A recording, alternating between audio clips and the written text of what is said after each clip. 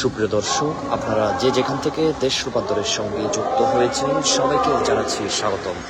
আমি জহির রায়হান এই মুহূর্তে সরাসরি অবস্থান করছি রাজধানীর জাতীয় মসজিদ বাইতুল মোকাররম থেকে। আপনাদেরকে দেশ রূপান্তরের ক্যামেরার মাধ্যমে দেখানোর চেষ্টা করছি।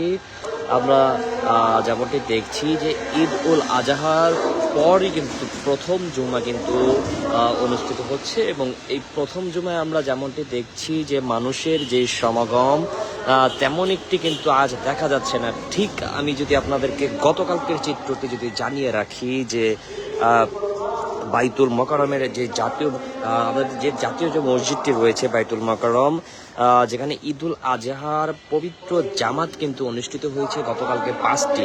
আমি যদি আপনাদেরকে আরেকটি বিষয় জানিয়ে রাখি, যেখানে 42,000 মানুষ এক জামাতে একসাথে নামাজ আদায় করতে পারেন, সেখানে 5টি জামাতে প্রায় 2 লক্ষেরও বেশি মানুষ কিন্তু একসঙ্গে কিন্তু তারা কিন্তু জামাতে নামাজ পড়েছেন। এবং আজ আমরা তার পরবর্তী কিন্তু আজ দেখছি যে আমরা প্রথম জুমা, এবং এই প্রথম জুমাতে আমরা যেমনটি দেখছি যে মানুষের কিন্তু তেমন একটা কিন্তু সমাগম নেই।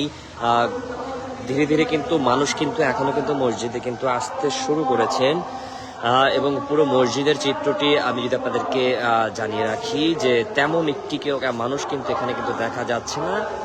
অল্প স্বল্প মানুষ কিন্তু এখানে কিন্তু আজ জমায়েত হয়েছে, এবং গতকালকে চিত্র কিন্তু আমরা যেমনটি দেখেছি যে ঈদের জামাতে কিন্তু লক্ষাধিক মানুষের কিন্তু সমাগম হয়েছিল।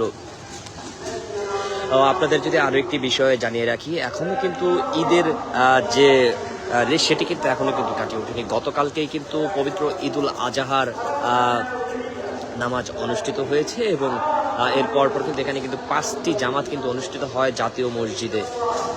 এরপর কিন্তু ধর্মপ্রাণ মুসল্লি যারা রয়েছেন তারা কিন্তু কোরবানি নিয়ে ব্যস্ত হয়ে পড়েন, এবং গতকাল কিন্তু সারা দিনই কিন্তু আমরা দেখেছি যে এক ধরনের ব্যস্ত সময় পার করেছেন।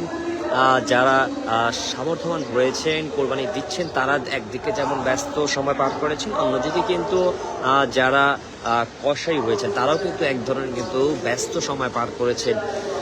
তবে গতকালকে পবিত্র ঈদুল আজহা এবং আজ কিন্তু ঈদুল আজহার পরবর্তী দিন, এবং এই পরবর্তী দিন কিন্তু প্রথম জুমা কিন্তু পড়েছে, এবং এই প্রথম জুমায় আমরা যেমনটি দেখছি যে জাতীয় মসজিদে তেমন কিন্তু মানুষের কিন্তু সমাগম নেই। তবে যারা ধর্মপ্রাণ মুসলিম রয়েছেন তারা কিন্তু ধীরে ধীরে কিন্তু এখনো কিন্তু আসছেন নামাজে অংশগ্রহণের জন্য।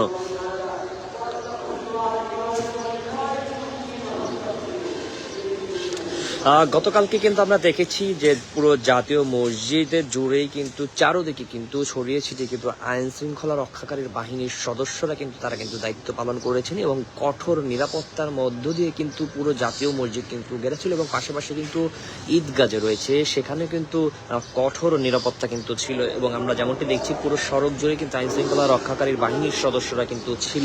এবং এই বাইতুল মোকাররমের যে প্রবেশ পথ রয়েছে সেখানে কিন্তু আমরা দেখেছিলাম যে নিরাপত্তাকে চাদরে কিন্তু ঢাকা ছিল, এবং প্রত্যেকজনকে কিন্তু তল্লাশি করে করে কিন্তু ভেতরে প্রবেশের অনুমতি মিলছিল। এবং আজ আমরা এখানে যেমনটি দেখছি যে তেমন আইন শৃঙ্খলা রক্ষাকারী বাহিনীর উপস্থিতি তেমন একটা না থাকলেও মুসল্লিদের উপস্থিতি কিন্তু ধীরে ধীরে হচ্ছে। এবং আমরা যেমনটি দেখেছি পুরো রাজধানী একদিকে যেমন ফাঁকা, ঠিক মসজিদের চিত্র কিন্তু ওই একই রকমের আমরা দেখছি যে মসজিদের মুসল্লিদের সংখ্যা কিন্তু তুলনামূলক কিছুটা কম। আমরা গতকালকে যেমনটা দেখেছি তার তুলনায় কয়েক ভাগই কিন্তু আমরা দেখছি যে একদম কম রয়েছে মুসল্লিদের সংখ্যা। তো সব মিলিয়ে জাতীয় মসজিদ বাইতুল মোকাররম থেকে এই ছিল আমার কাছ থেকে এখনকার মতন সর্বশেষ। পরবর্তীতে যে কোনো ধরনের আপডেট পেতে দেশ রূপান্তরের সঙ্গেই যুক্ত থাকুন। ধন্যবাদ।